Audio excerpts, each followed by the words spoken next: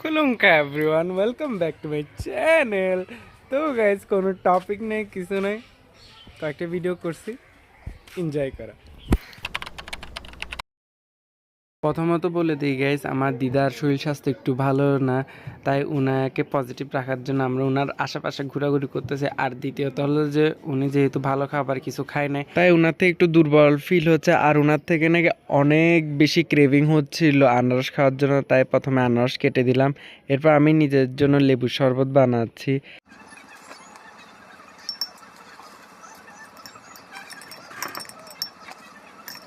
अगर देख रहे हो ना तो प्लीज इसको लाइक और फॉलो करके आगे बढ़ा दीजिए। ये लड़का बहुत ही मेहनत कर रहा है। प्लीज इस वीडियो को वायरल कर दो और सुपर से डुपर बना दो प्लीज।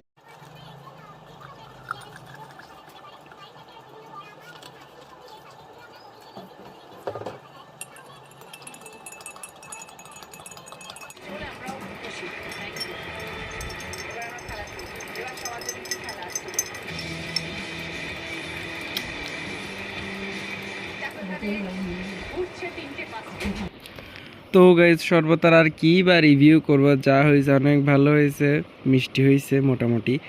তো আজকের ভিডিওটা এতটুকু, দেখা হচ্ছে নেক্সট ভিডিওতে। আর নেক্সট ভিডিও আস্তে আস্তে বেশি সময় লাগবে না, দুদিন পরে চলে আসবে।